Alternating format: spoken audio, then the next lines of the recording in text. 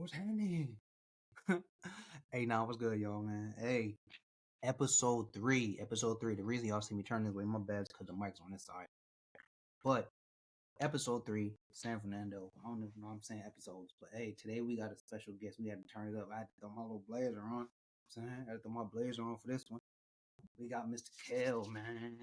We got Mr. Kel, yo. First off, I'm gonna let him know this, but I definitely appreciate Mr. Kel for pulling up today on this Saturday out here. I know it's cold outside, so you inside anyway. You know, man. But hey, Mr. Kel, man, thank you. You know, so we just went from the pull up right now. During editing, I'm gonna add some interludes and everything like that. But he's supposed to be here in like a few minutes, and so we just getting everything together. Hey, man. But like I said, like, comment, subscribe. You know, man. Twisted fingers in the chat with them robots. You know, it's us and all that there. How y'all day going, man? How's it looking in the chat? Y'all having fun? I'm about to interview a teacher, dog. This is fire. This is so fire. This is cool. See what Mr. Kel about. See what his mindset's like. I mean, because I've seen him around. I'm like, yo, I wonder what. I want to get his take on this. You know what I'm saying? Being in a public school system, or just teaching in public school in general. You know, so for sure, this is definitely about to be a doozy. Doozy. Nah, but yeah, we gonna have fun. We finna turn up. Not turn up, but like I said, like, comment, subscribe, share, please. No negativity. Honestly, let me get these questions together, and that's it, man. We finna rock and roll. I should play a little music, you know, man. See how it's working. Let me play a little something for y'all. See what y'all mindset is at. Should we play that new Kenny? We might do Kenny. I don't know. Get y'all some smooth beats. Smooth beats. On a Saturday. Nice. What's something we could play for a Saturday? This is cool. This is like a cool Saturday. We hopping in. We about to do some kung fu. No, but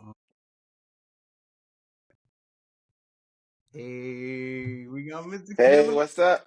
What's good? We got Mr. Kel in the building, man. Thank you. First off, thank you for What's up? being here. This is greatly appreciated. Wait, can you hear me? I can hear you. All right, cool. For sure. Definitely, man. Yeah, Thank you yeah. for being here. You could be anywhere in Thanks the for world, having but me. here with us right now. How you doing? How's your day going? It's going good. Excited because I just celebrated a birthday last weekend. Yeah, happy belated for sure. Thank you. Now I'm kind of like unwinding, getting ready to like rest and recover. So Mm-hmm. I'm feeling good right now, though. Feeling good. How you Yeah, doing? that R&R is definitely needed. I'm good, man. I was anticipating this. I had your number for a while. I just wanted to make sure everything was lined Hmm. up, and you know what I mean. Yeah, So yeah, yeah. for sure. Glad I made Uh, it happen. yeah. So let's get into it then. What inspired you to become a Hmm. teacher, and what role did your background play in that decision? Yeah, so I really got a love for teaching through the play school. When we younger, a lot of times like you have to make your own games up, right? So For for sure, for me, sure. for me, I had a lot of cousins at my grandma's house growing up, and one thing I love to do is do play school. So I would also always put myself as a teacher. I like being in charge. I want to give the homework. I don't want to get homework. So I'm like, I'm gonna give them all the work and then check it. And a lot of times, like they would come to me and they were like really into it. So I really found that being a part of like setting them up and being able to play a part in like their success Mm-hmm. or in the imaginary sense, that really gave me like a really rewarding feeling. For And then sure. later on in life, when I was really thinking about like what should I do, I initially didn't want to be a teacher. I initially was thinking about acting. It was for very selfish reasons, right? I want to be famous, walk the red carpet, I want to sign autographs, all that good stuff. Mm-hmm. And I thought back to my childhood, and I thought back to like that feeling I got again, helping my cousins and helping other kids need help either with math or with reading. Mm-hmm. And I really found that feeling to be something I wanted long term. And that's why I decided to take that step into being a child educator. Mm-hmm. So I would say that's been my inspiration is just those early upbringings and seeing myself in that role of, teacher or leader and being able to know that other people are relying on me in a way for success or for feedback, and being able to know that I felt good being able to provide that for them. No, And definitely they for felt sure. good too, having the tools that they needed too. Of course, of course. Now that's definitely cool, and that's a huge aspect of it for you to be able to tap in and be like, "This is how I felt when I was younger, and I was just doing it out of fun." Right. So that definitely, of course. So it's definitely a passion. Growing up, did you have any teachers who looked like you? And if you did, how did that influence the way you teach today? Yeah, so to be honest, I didn't have any teacher that looked like me until I got to the high school, college level, Mm-hmm. which I think is still a norm these Mm-hmm. days. And even though I saw them, they weren't primarily my teachers. Yeah, So in high school, there would be black male teachers, but they weren't my teacher. They for were sure, for sure. teachers for other students. And even in college, right? And I would say the lack of having that impacted me because I wanted to be that myself. I Oh wanted to yeah, have students see themselves in me, but for I sure, didn't necessarily see myself in my teachers. for sure. And sometimes, yeah, I think that's the case, right? Where sometimes not seeing something makes you want to be something even more. Mm-hmm. And that was really true for me. And that's one reason why I decided to step into the field as well. Okay, okay. Hmm. Okay, that's cool. No, because yeah, definitely. Even in passing in high school, like you just said, I wouldn't see much teachers that resembled me. Like I would see like my gym teacher, my phys ed teacher, Right. or if another female, but I wouldn't see a guy that's like I could have a conversation with and see myself in him. Say my brother wasn't, just like another male figure outside of the house. So, Yeah. And I want to add, this is especially true when I was in the School of Ed at my undergrad university, mm-hmm, represent St. John's, whoop whoop. mm-hmm. There you go. We were really, really a female dominated school. And I think that's true for a lot of colleges Yeah. where education department is very heavily populated, female population. But that also made me want to continue to this because I looked around, I'm like, hold on, it's like nobody, forget about just black males, any males. Mm-hmm. Mm-hmm. So, and I was like, oh, I'm really about to do something special right now. I'm Yeah. really about to step into a field where there's not a lot of people that look like me, right? Who think like me. And I really take that on. Like I take on that challenge, I take on that responsibility.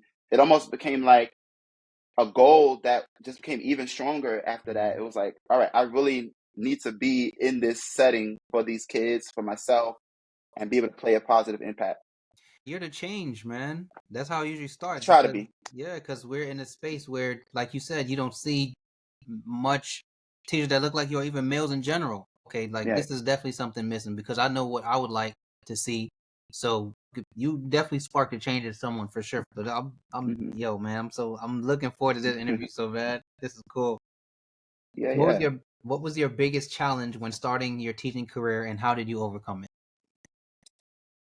So I have a couple ones I want to mention, but I Mm-hmm. will say the first one was I'm very type B. I don't necessarily come off as type B. I see a lot of people would say, "Oh, you an extrovert. You like got energy. You hype." That's around the right people. If I'm around the right crowd, I could be like hype, For hype man, sure, lit, or that's all that, me. That's definitely right? me. Right.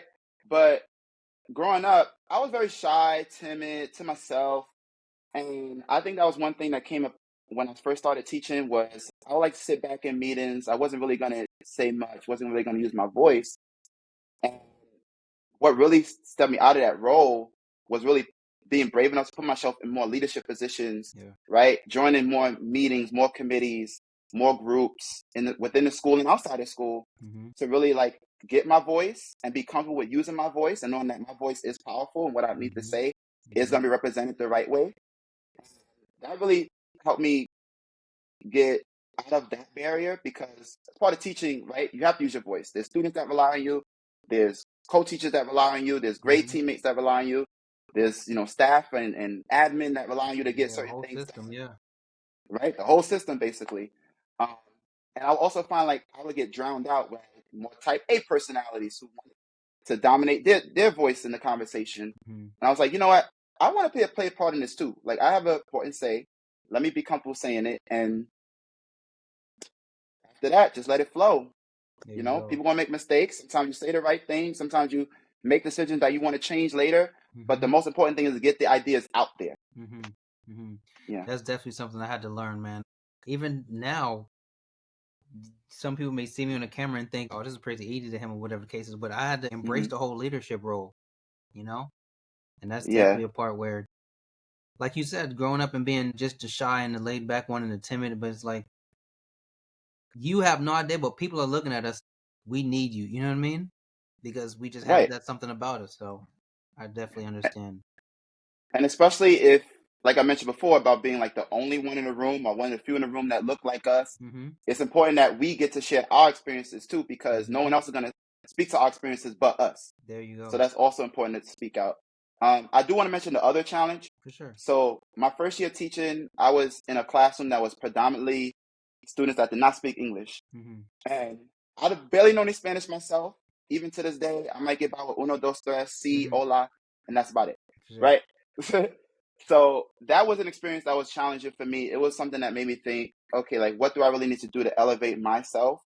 And as far as embracing that challenge, something I did in response to that was learn how to be a teacher of English language learners, right? Which Mm-hmm. I am today, and being able to meet them where they're at, being able to accommodate their needs and their language needs.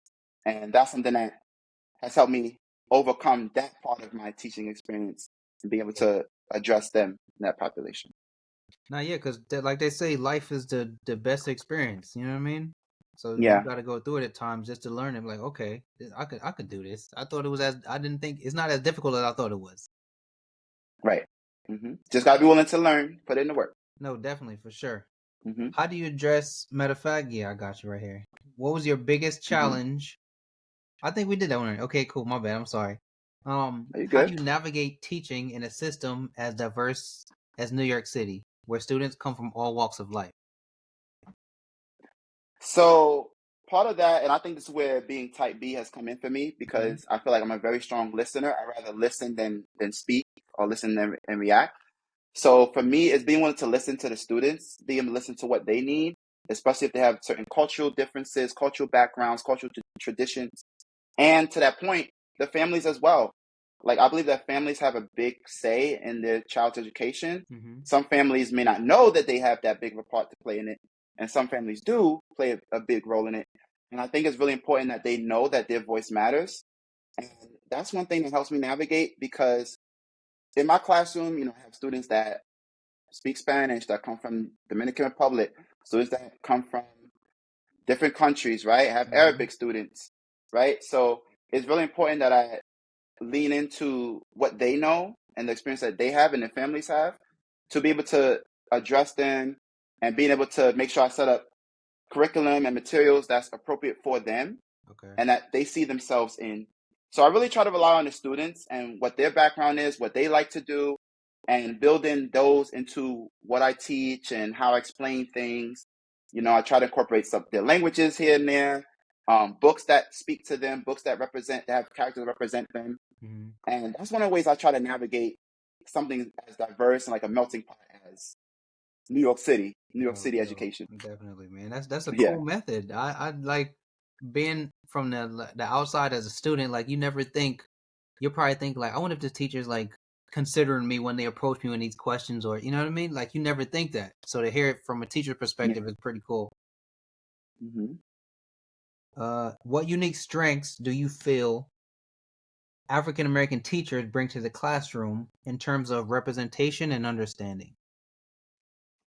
So I think a big part of being a African American teacher is just relatability. Mm-hmm. There was a stat I read about there's only like 2% of teachers in America are black males. Yeah, And yeah, then another stat I read, another area of education I read where students that have a black male teacher specifically, they are already on track for improved graduation rates, less suspension, things like that, right? yep.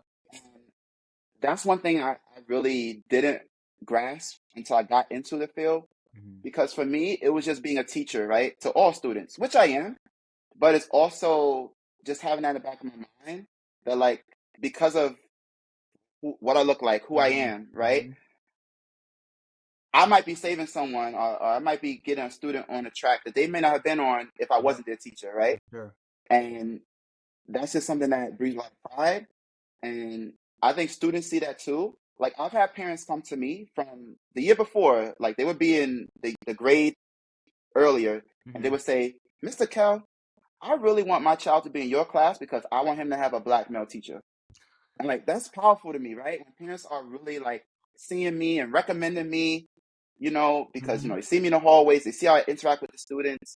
And I think that's something very powerful, and I hope the students see that as well. I teach very young students, Mm-hmm. so I think like the impact might come up later in their lives where they be like, Mm-hmm. "Oh, Mr. Cal, like he was really dope. He spoke to me this way, or he Yeah. he he always like dressed a certain way, Yeah. right?" And I could do that too. So like that's really important to me. I think like that representation of like how I dress, how I speak, um, how I carry myself, how I teach them like you could be anything you want to, like, and they see a success story in front of them, Mm-hmm. right? So I think that's very powerful for students to see. No, Hmm. definitely, man. Like I'm telling you, I wish I would have seen more male figures that look like me in my upbringing while I was in school. You know what I mean? I definitely would have played like a role, even though it probably would have been subconsciously. You'd have been like, Right. I could see myself. Okay, so that would definitely do push you to do better because now you got to like improve. You got to prove yourself, and a lot goes to it. It's so cool. Yeah. Right. Right. Hmm. How do you address cultural misunderstandings or stereotypes in the classroom? Is that ever like a thing? So I would say again, because I teach early grades, like I teach Mm-hmm. kindergarten through second. For sure. A lot of the things that I would say I see a lot of is like students judging things based off like if they're boy or girl, Yeah, right? yeah, yeah, yeah, yeah, Like the stereotype of, oh, pink is a girl's color, you yeah. can't use that, you Mm-hmm. know.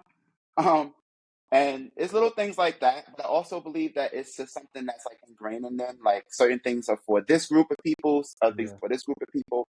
And something I try to get across to my students is just that you got to be comfortable in your own skin and what you like and your own interests. And I remember one year, first year Mm-hmm. teaching, I had a Mm-hmm. student that he would always like to use the color pink. And first I was like, oh, should I tell him not to use it? He might get judged or Yeah, yeah, teased or yeah. whatever.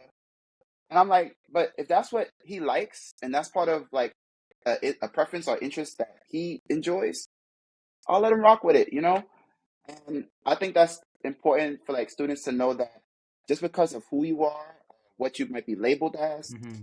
that you can still have your own thoughts, your own interests that people may judge you on. Mm-hmm. But in the day, if that's what makes you you, you got to do it, right? Yeah. So I think that's one of the most important things is just trying to teach students to be unique to themselves. And if you likes to do something, go do it. Like don't shut it down.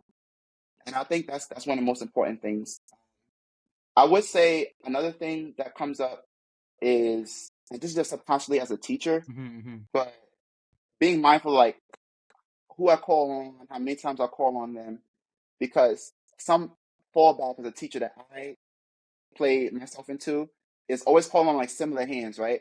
So if I know the students always want to have the answer, all these students are gonna be able to answer this in like proper English, right? Mm-hmm. Because I said I have language learners, Mm-hmm. right? I might always call on those students, be like, oh yeah, you could set the good example. You can show them what I'm talking about. But what happens with that is that the other students then know or realize that they're not gonna get called on as much, Yeah. or they're gonna feel like their voice is drowned out. Memory lane, man. Yeah. So I think that's one of the important things that I've been learning as a teacher is how to actually challenge students to share more, Mm-hmm. um, and not fall into like that, oh, I can sit back and, you know, coast, right? Or I feel like my teacher doesn't see me, right? Yeah. Um, and I think that's one thing. So even with like families that speak certain languages, different languages, like tell them, okay, even if you can't like communicate it to me, right? Like there's other ways, right? Like you can communicate through written form. We can get translation that way. Like there's other ways that people can get the word out, whether you're Mm-hmm. a kid or an adult Mm-hmm. who just needs to be understood Definitely. and being okay with finding different platforms and avenues where they can get their word across. Because their word, like I think the theme of this whole thing is that like the voice does matter. No, The for sure. voice matters. Your representation matters, and yeah, just getting that message across to them. Yeah, because that'll definitely assist. with the students' confidence as well. The more you calling them, because say they have the answer, but they're just shy, and you calling them and they Yeah. get it right, they just start to open up. I could do this. You know what I mean? Mhm. But also Mhm. stemming from something that you said, what do you think it is where they just place it like blue is a boy's color and pink is a girl's color, and then they start to just put this on the kids when the kids just want to choose Mhm. whatever they like at the moment? Yeah, I mean, I think a big part of that is just like things that people hear like as they grow up, right? Like things get passed down, Yeah. like cultural norms, I wouldn't Hmm. say, like continue to get passed down. And I think when something becomes like so much of a norm, it just becomes like ingrained where you don't want to change it or think anything different from that. Even if the And I norm is think incorrect, that's the crazy part. even if it's incorrect too, and I think one of the biggest parts of like why I chose early child education was because I knew that I could try to reshape or even just get them to think a different way from early on, There you go. right? Because when they're young, like the brain is still forming, they still think about what they want to do when they grow up, they still think about what they like, what they really dislike. Hmm. And I think that's where like that early childhood part comes in because I can tell them like, oh, if you end up doing this when you grow up, that's fine. Hmm. You want to be a DJ? Go for it. You want to be a hair salon, a hairdresser, a hair salon, like go for it. Hmm. Right? Like that's what you want to do. That's what you want to do. You know, people may shoot down your dream, but at this point in your life, you can dream even bigger than you ever had before. So I think that's really one of the biggest things is that like shaping their minds from early on, trying Yep. to catch them before it's like too late, before they get stuck in the mind of, oh, I gotta do this because society says I have to, or Hmm. I gotta look this way because society says I have to look that way. Hmm. Like trying to break them out of those stereotypes is really important for me. For sure, definitely. Mhm. What's one systematic challenge you see in New York City schools, and what changes would you like to see address it? Ooh, okay. So that was a very deep question. That was a very deep question. Hmm. I would say one of the biggest things that comes up for me is underfunding. And I think that I've seen it being primarily in New York City schools throughout Hmm. my career. New York City public schools, I'll be For sure. more Okay. specific. And I look at people, teachers, students that go to schools, you know, charter schools, private schools, and I see like what they talk about, like what their lunch looks like and what kind of materials they got in their class. Hmm. And I think that's a big thing about the disparity between public schools or certain public schools and then schools in other areas of life Hmm. where you know students have access to a lot more. Yes, their So resources. Yeah. yeah, those resources, and I think that's really big for me because you know teachers we can create a lot, right? Like we can go create our own activities. You know, teachers pay teachers. You just look on there, it's like teachers, brilliant minds working together, right? Hmm. Hmm. But it's also helpful when we know that we have the backing of government. We know that funds are going to be spent the right way. Yep. And we know that we're going to be a part of some of those funds, Hmm. right? Hmm. Because at the end of the day, our students need those things too. They need books, they need extra resources, they need extra curriculum materials. And I think that's something that really has gave a lot of thought within myself because I really want every student to have fair access. I believe everyone does, but Hmm. for some reason it just doesn't feel that way. Yeah. So I would say just thinking about how money is allocated from the higher ups to everyone so we can get some more form of equity Hmm. within our school system. Hmm. And then a second piece of that Hmm. is being able to provide more counseling in schools, I think is really important, right? Um, I'm really on my mental health wave as of late. Yeah.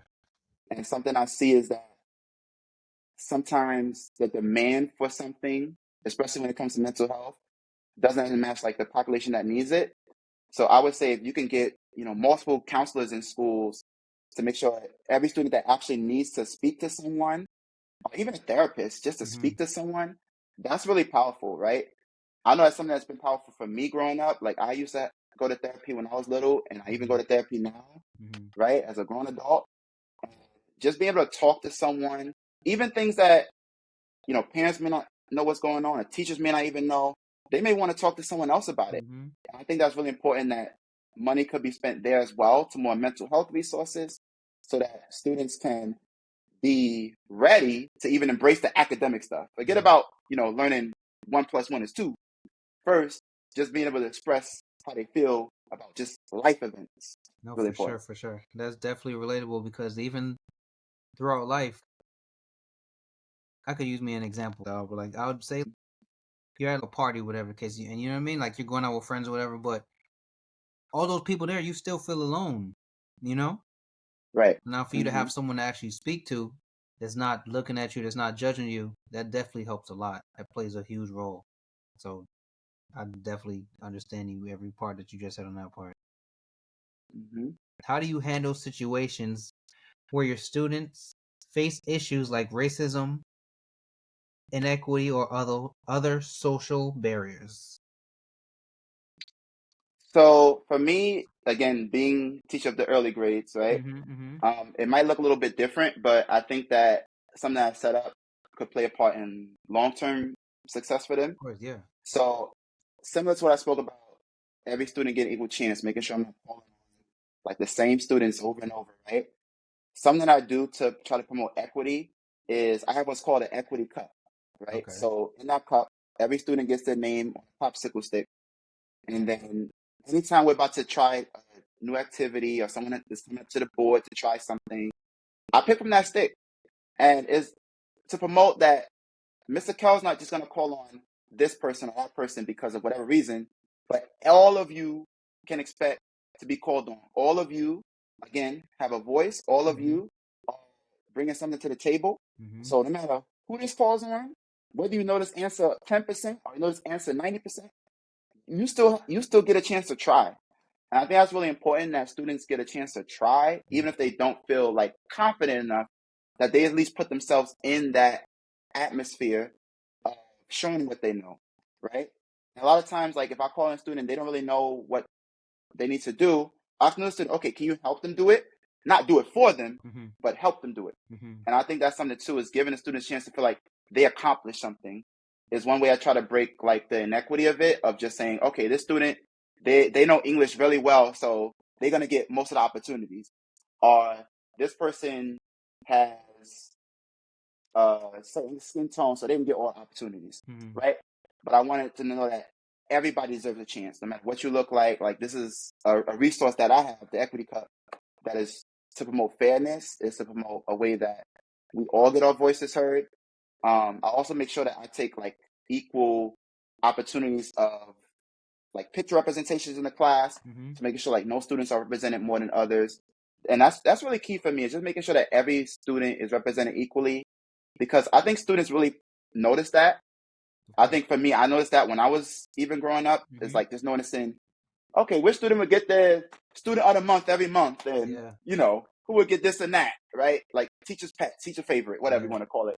And it was just like, man, it would be nice if I get some of that love, or if Johnny over here or Sally over there, Mm-hmm. like they got that love Yeah, to too, feel included. right? Yeah. And I think inclusion is really big. That's a really important thing, and I think too, in terms of like inequity, is students seeing themselves as not just mirrors, like not just seeing themselves as like seeing themselves represented in books and materials and other things, but also seeing windows, right? Which is more so looking out and seeing another culture that you may not be aware of, or seeing how another student thinks who's maybe from a different background than they are, and being able to take things from that too. So I feel like everybody can learn from each other, right? Mm-hmm. Whether you're black, Hispanic, Yeah. white, Each one teach right? one. Yeah, each one teach one.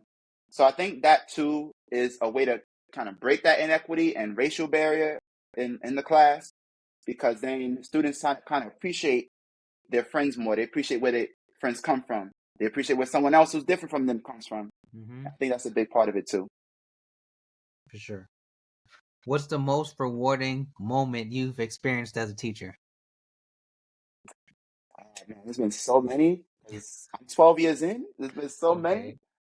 Oh wow. You know, I would say this is something really recent, as of this past June. Um, Being a part of my kids' first stepping up ceremony. Hmm. It was my first year in kindergarten, so it's the first year that my kids actually got to step up, have a ceremony move up to first grade, Okay. and that was so rewarding to be a part of. It's the first time I got to be a part of any type of ceremony like that, because I only taught kindergarten, first and second, Okay. and first and second grade, they don't have like a traditional ceremony, right? It's just like last day of school, I'll see y'all second grade or third grade, see y'all later. But in kindergarten, we put on a whole thing where the students get to dress up in their fancy outfits and families get to come and watch and be a part of that. They get little certificates, right? And it was so cool to see how far my students have come and to be a part of sending them off to next grade. They got the little certificate and I got to call each of their names. It felt like a real like graduation type ceremony. Yeah, definitely. Right? So that was really cool to be a part of, and it really brought back memories to me of course, like anytime I graduated, of like getting my name called, coming up to the stage, and to know that I was like that one actually leading that ceremony and calling the names and congratulating them, Full and hearing circle, all the man. families. Yeah, all the families telling me how much they appreciate it, the growth that their kids have made over the year. Wow, that was just a really special day. That's the one that really sticks out to me. No, it sounds like it. It sounds like something that would stand out to me too, man. You are definitely a part of these kids' lives more than you know it. Yes. How do you engage with parents and the wider community to support your students? So I think I might have mentioned this briefly in a different response, but being able to invite families in and be a part of different events in the class is something that's really important. For me, it's giving students and their families a chance to really dive deeper into what they're going to be learning. Okay. So I know a few times we've had math nights where families can come in, they'll learn the same math resources and the math strategies that their kids learn. Something that comes up a lot is, this math is different than how I did it. That's what a lot of families tell me. And I agree, right? Like Common Core math is totally different. There's a lot of more strategy, a lot of way to solve 5 + 5 than there were in the past, right? You got to put the 5 here, put the 3 and the 2 over there, put that, right? So having a chance for the families to see like how we teach it is really important, and also give them a chance to teach their kids a different way and to know how to review things with their kids a different way. I think another thing too that plays a part in that is having cultural celebrations. So we had a cultural brunch a few months ago where families got to come in, they got to make foods that were specific to where they were from, right? And we had a lot of delicious food. We had food from Trinidad, Of course, I could food from tell. Dominican Republic. We had food from, I can't even name. It was like so many places. And families got to share more about themselves. We had like a little show and tell. And I think that really invited them to, again, know that they had a voice and to know that they could share something with others and others could share something with them that would be reciprocated, that would be appreciated. That's something that's really big. Just inviting families to be a part of the process is knowing that they have a voice. They can come and learn certain strategies. They can come and celebrate their culture with us and just engage through all the activities that we have, trips and publishing parties and whatever it is. Like, just be a part of it. Come and learn. even if you can't be there, is another thing. Like, submit something virtual. You can submit a virtual, like, 5-minute clip of you reading a book to your child that, we could show in class. And the kids get so excited when they see that. Like, oh, it's a part of my learning. Like, they came into my class, whether it's physical, virtual, like just giving parents that avenue, that access to be a part of that experience. It's definitely important. Definitely. I had a question when you were speaking. I didn't want to cut your knowledge, but Good.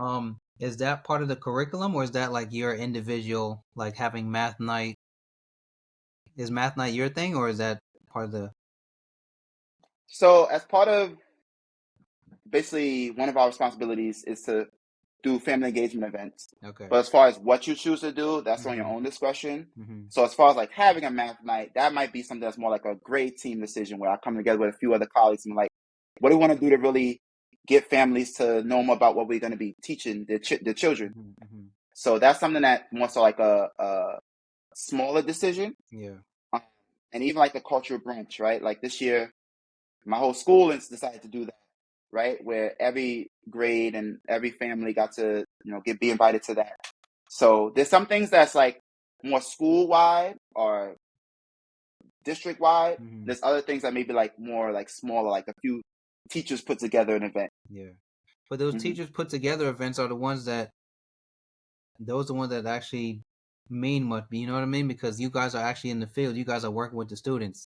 So like to go back to what you said Mm-hmm. about math night, I don't know what Mm-hmm. grade it goes up to or it stops at, but if you guys, because every new grade they're going to be learning something new. You know what I mean? So for them to come from like Yeah. third grade to fourth grade and the math is totally different, why not incorporate the parents in that as well? So like, I think math nights for almost every grade would be cool. You know what I mean? So no one's out of the loop Yeah. when it comes to that. So Yeah. And I will say to that point, like that's one of the best things that happen in teaching is when something starts off small amongst a few people, hmm and the other people grab one like, oh, that could really work for this grade. That could really work for yeah. this school over here, right? I feel like teaching is one of the professions that really relies on like gaining ideas from others and taking it to the next level.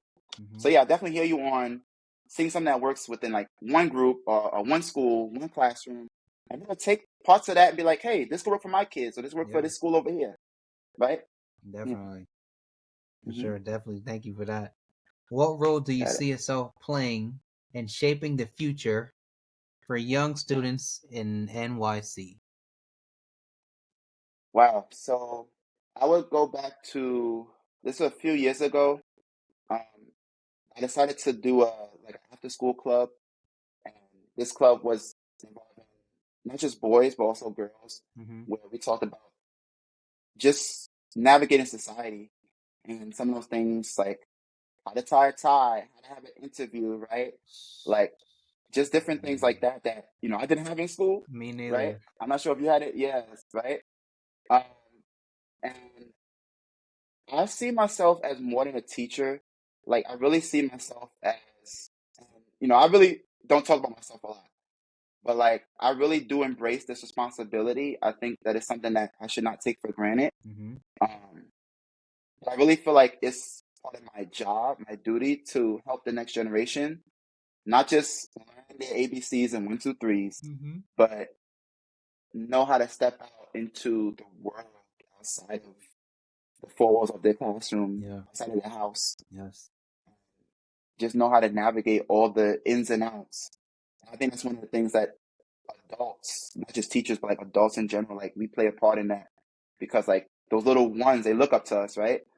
And I think that's something I'm really like gaining a more deep appreciation of. hmm It's just how to use my knowledge and my skills and impart it into the ones coming up, hmm right? And whether they notice that maybe Mr. Kell had a contribution in that, and it don't have to be me. Maybe another hmm teacher, maybe another hmm adult put them on a path where they went back and like, oh, that person really helped me out.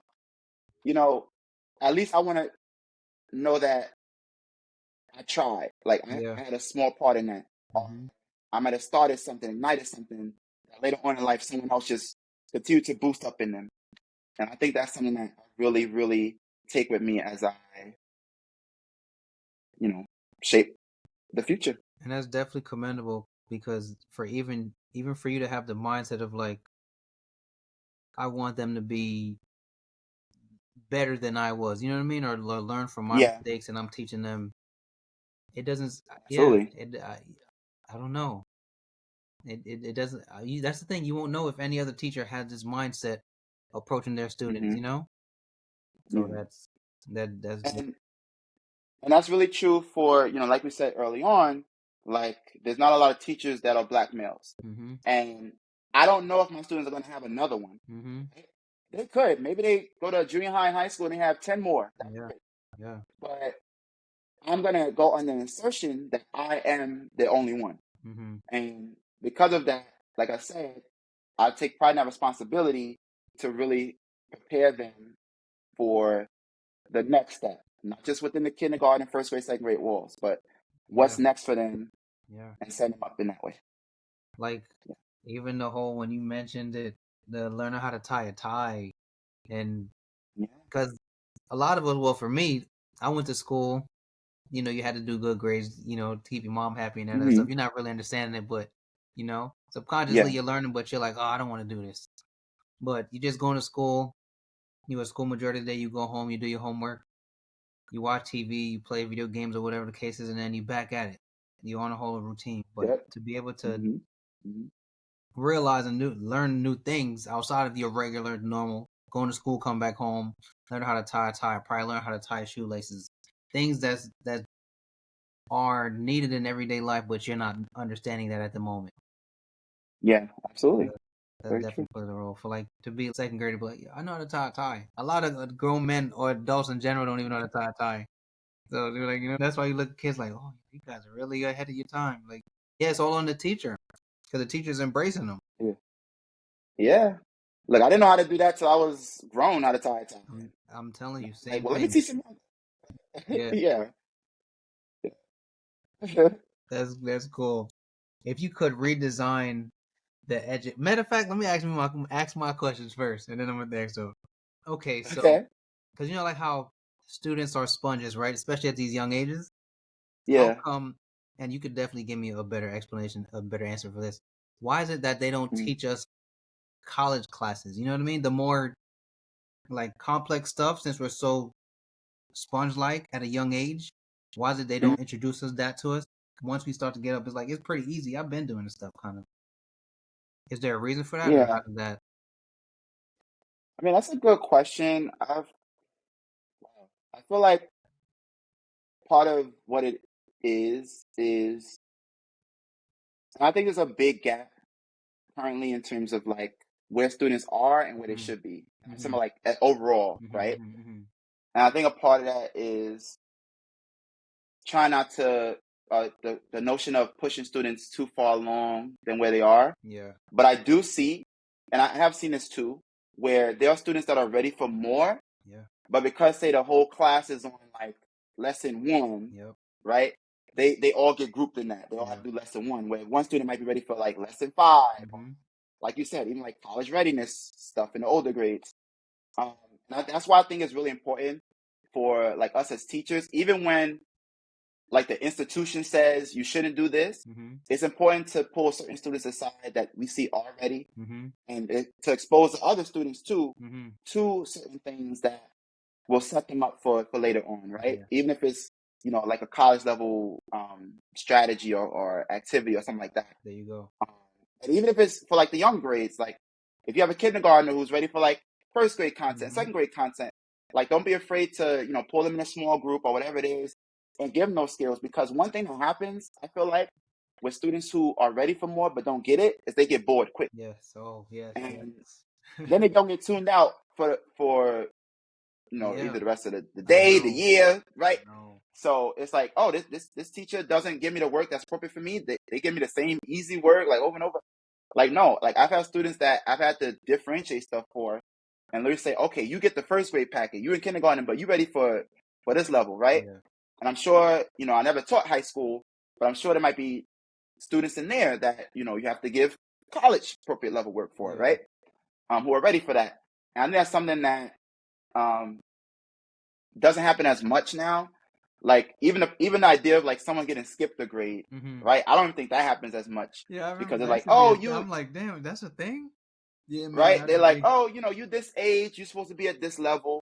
But if like a student shows that they are beyond that, are capable of thinking a little bit higher and ready for that next challenge, I think let them Yeah, I was embrace able. it. To, I was. You I know was able to skip a what I'm few saying? grades back then, Yeah, especially there you go. especially especially coming from New York, going from New York to Delaware.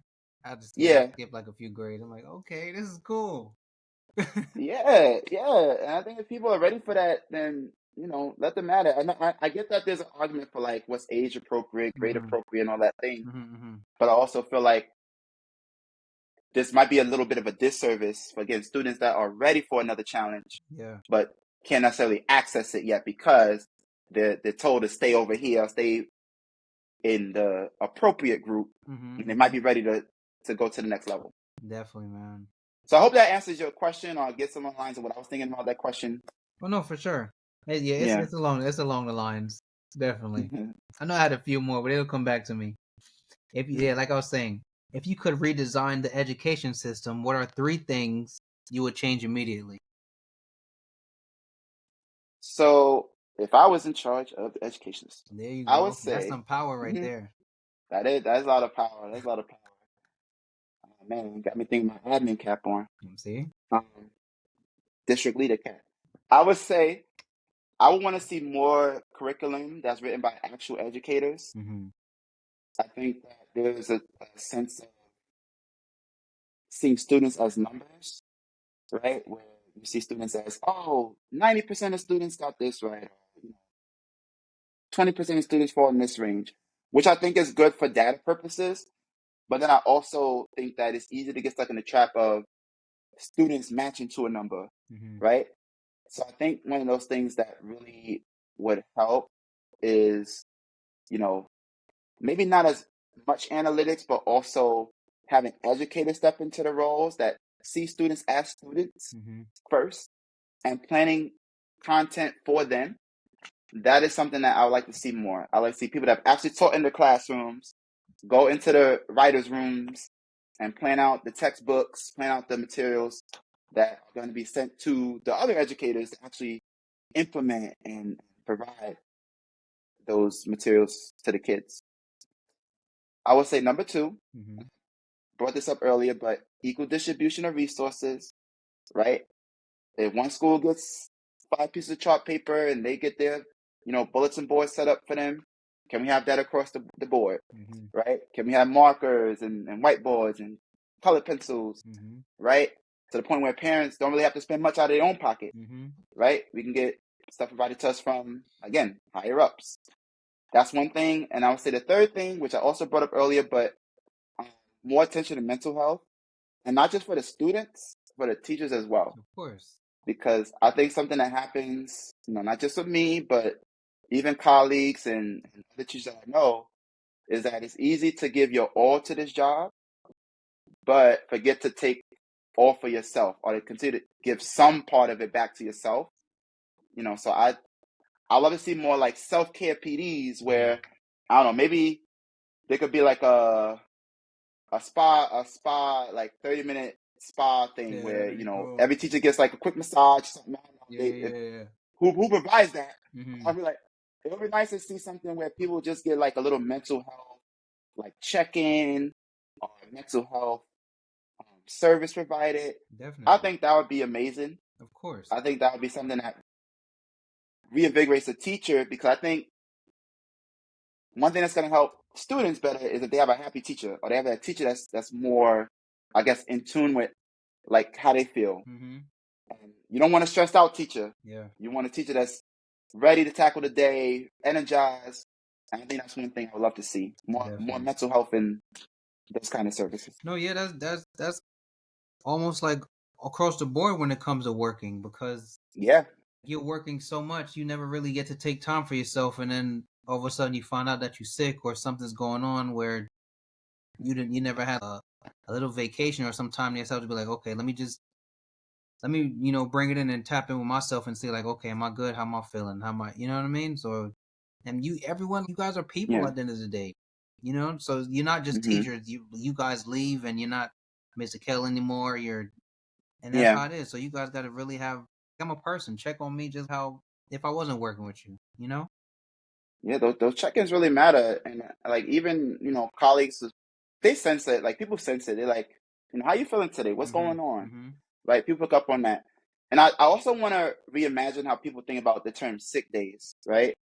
Across the board, because people think sick days, you have to be physically sick, you Yeah. got to be in the bed coughing. Mhm. But I think that sick day could also apply to mental health sickness. Like there might be a day you just don't feel like it, Yeah. right? And life is life, and whatever it is, and you just need a day to recollect yourself. And I think that's something I would like to see. Not just in education, but like I said, across the board, is pay attention to physical illness, Mhm. but also that mental health gaps that might be missing, and be able to take time for those as well as the physical stuff.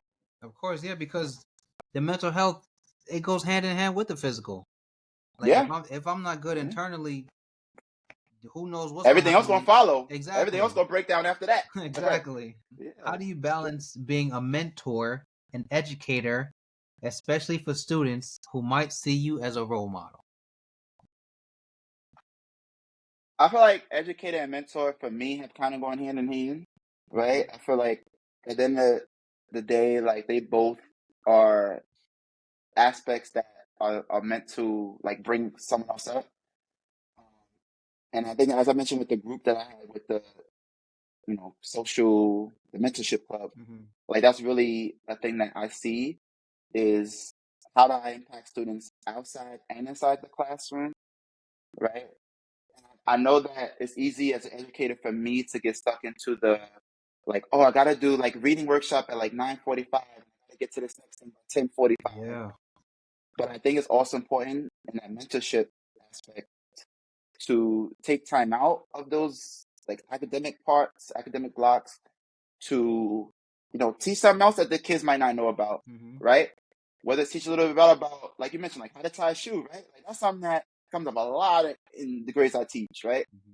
They don't know how to tie their shoes, Mm-hmm. or they don't know how to even just like check in on like how they feeling, or if it's something as simple as just being able to talk about their day, right? Yeah, it's I funny. think I was that's something definitely that about to say that to you. I think that's just something that they need. Like, I have students that come to me. Students can come up to me or come up to teachers in general. Mm-hmm. Like, oh, Miss So and So, Mr. So and So, they're gonna do that. But how often do I listen to them? That's the thing Mm. that, Mm. is That's important as a heavy. teacher, right? Like That's heavy. they can come to you with things, but how often do you just be like, oh no, we'll come back to that later. At that moment, that student could have been telling you something serious that might Yeah. have happened the night before, Yep. right? That happened that morning, happened on the way to school, in school. And then I'll never forget, like, it's not a specific instance, Mm-hmm. but like a few instances where kids had to tell me something, and because like I was so stuck in, okay, I gotta get through this block, this reading, man, whatever. And I shut them down and I found out it was really something serious they wanted to Yeah. talk to me about. Yeah. And I felt so bad because it was like if I had just took like 1 minute, just 1 minute to like hear them out. And sometimes all they want is acknowledgement. Just be Yeah. like, someone Yeah. heard me, right? Somebody heard me, right? Not that they're looking for a solution. They Mm-hmm. just want someone to hear them. Mm-hmm. And that's something that, as a mentor, as an educator, like really take pride in, is just listening. And if I can't give them something to help bring them along, great. If I can't, I'll say, look, I'll try to get you the support, resources, you need me to talk to someone for you, like whatever it is. Um, but I think that listening, that listening aspect is very important as both a mentor and an educator. Yes. Is just being able to hear what they need to say, see what they need. Mm-hmm. And if I can address it for them, great. And if I can't, making sure I get them to the appropriate resources and people that can. Of course. Yeah, it definitely plays a huge role, man. I'm so enjoying this conversation because like say you like you said, say that the student came to you and they're telling you something and you're just like so quick to get to the next thing, it falls on deaf ears. Yeah. But then now same scenario, they come to you and they tell you something and you hear it this time, but you're still going about your day. If you're a teacher that cares, you're gonna hear and some point in your day is gonna click and you're gonna hear their voice telling you what they told you and you'll be like, oh, like let me check in on the student just to make sure. So Right. they really don't True. feel like they're just speaking to you and you're just brushing them off. Because when you brush someone off, they especially as kids, I mean, they still people at the end of the day, and they definitely have emotions. So they Hmm. understand this person ain't gonna help me. That's messed up. And the thing with like, especially the younger the kids are, Mm-hmm. like they might not know how to process their emotions, right? Exactly. Like there's times I don't even know how to process my own emotions Yep. as an adult, and it's Yeah. like I wouldn't expect a 5, 6, 7 year old to be able to do that. So I think that's a big part of mentorship, especially is not just like teaching kids like how to talk or how to dress or how like society, Mm-hmm. quote unquote says you should do those things, Yeah. but also just being able to know that you as a mentor, as a role model, like you play a part in just being able to listen for what people need, not just giving them what you think they need, Mm-hmm. but listening to them to see what they actually need. Yeah. Hmm. For sure. For sure. What advice would you give young African Americans who are considering a career in teaching? All right, so this is my recruitment pitch right here, Yeah. Here you go. right? So for all my black male educators, my brothers out there, I want to say that if you are thinking about a career, if you're thinking about a field to get into, I encourage you to give teaching a try. I'm not saying you're going to fall in love with it. Mm-hmm. What I'm saying is think about the impact that you can make. Think about yourself when you were little. What impacts would a black male educator have played in your experience? And think about the rewarding feeling you could get if you are that person for your students one day. I would invite everyone to try out, step into a school, step into a classroom, ask if you can sit in and see a lesson or just be a part of the classroom for a day, right? And see how the students gravitate towards you. Because that's one thing that really drew me to teaching is how much the students just love up on you and they look forward to seeing you every day. Every day is a new adventure, right? And I think that's one of the things that not only drew me in, but would draw someone else in as well. And I look forward to hopefully seeing more black male educators walking around my hallway because it's me and a few others right now, but I want to see more. Like it's feel like a lonely field, all right? And I think that's one of the best things I could tell people is just to like step into the class, see how it is. Especially if you're at a point in life where you're still deciding what to do, right? Like just think about what's going to be at the end of the day the most rewarding thing for you. For me, stepping into student teaching was really like the biggest spark because you hear all these things about what teaching is like. Yeah, you go to school and learn all these things, but until you're actually in it and you see what it feels like, and you're like, this is it right here, right? That's when it can really start to click for you. So I would say hopefully, there's different programs out there that you can be a part of, whether it's like Teach for America, and some other ones. But there's certain programs that would invite you to actually be a part of the classroom, just to like sample it out, see how it is. Not something you have to do long term if you don't want to, but because I want to be transparent, right? Teaching is not for everybody, For sure. right? But I do think that there's people that have connotation about teaching was like, oh, you know what they say? Like everybody that can't, they teach, right? Yeah. But teachers can set up the other professions because you're teaching people the skills they need to one day be everything else. So I would say that. I would say it's just been really rewarding for me, and I know that it'd be really rewarding for the next person that steps in there as well. So this is my calling. I invite you. I'll recruit you personally if I have to, right? And just come be a part of it. The kids need it. The kids need it. Yeah. I think that it's something that when people get into it, they'll realize how much of an impact they have, how much fun they have with it. Yeah. No, because I was gonna say, like teaching seems fun. I mean, like when you're young, you're not thinking about it because you're in a class. But then once you start to get more mature and start to see your perspective change, like teaching seems pretty cool. You know what I mean? Because like you just said, you're building relationships with people that you probably never met, or you thinking, oh, they're too young, we don't have nothing in common, and then you guys end up being friends throughout the whole year. And they teaching you stuff, and you teaching them stuff, and then they're going home to tell their parents about you, and it's just a whole exchange of energy. It doesn't feel like a bad thing at all. That seems pretty cool, actually. I like that. Yeah, man, being a teacher is pretty cool. I know, being a teacher is so cool, but people make it seem it's not like the cool thing. I don't know why. But one of my questions was, I think you guys. Well, it's not a question. It's more so like a statement that a lot of people definitely agree with or should agree with. I think you guys should be at the top of the food chain as far as like salary because you guys are preparing the future. Yeah. You guys definitely. If there weren't any teachers, what would the future look like? You know what I mean? There wouldn't be anything else. There wouldn't be anything else. You guys teach people how to think, how to feel, You guys are definitely essential workers. You know what I mean? Teachers are needed. So needed. So needed. Oh man. And I think that's something that came up in the pandemic era, right? Where a lot of families were like, "Oh, we really appreciate how much you're there," and because they really got to see it, right? They get to see it. They was there with their child right then and there on the screen. Like, oh, this how he teaches, how she teach, and they're like, okay, I got a new found respect for teachers, and I feel like a few years after that, some of that appreciation started to dwindle down. Like not just from families, like across the board, right? Yeah. Because even like social media posts, like, oh, everybody thank a teacher, and now they do it like in May when it's teacher appreciation, but you know, pandemic, it was like all the way around. Everybody was like, oh, I never felt this much love. What's going on? Yeah, no, yeah, yeah. Because like I stated before, you guys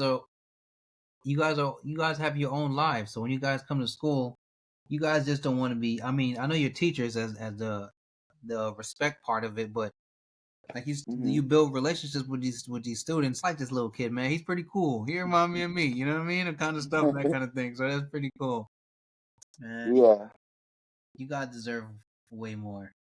I believe I'm an advocate for it. I think teachers me are too. one of the coolest things out here. You know? Yeah, we looking forward to that salary one day.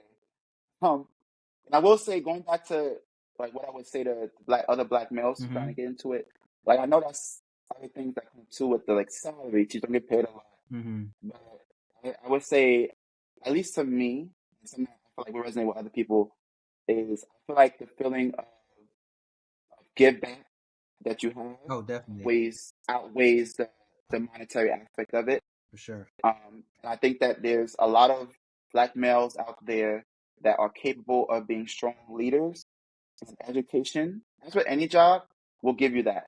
I think that education will give you opportunity to see yourself as a principal one day, if it's a counselor, Mhm. if it's a teacher, Mhm. and see yourself in other leadership roles that will impact not just you and not just the immediate community around you, but it'll impact your students, it'll impact their families, and I feel like it will have a really wide reach.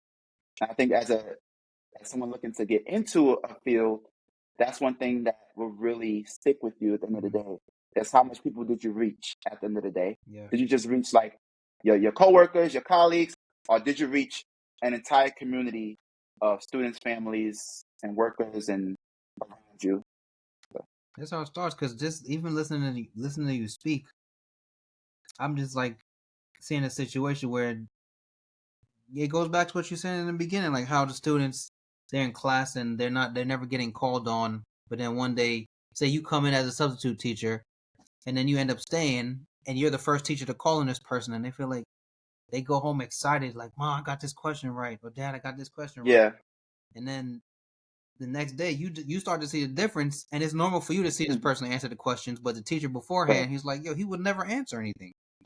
You know what I mean? Mm-hmm. So it's like, Mm-hmm. it's you. Oh man, you guys are so appreciated.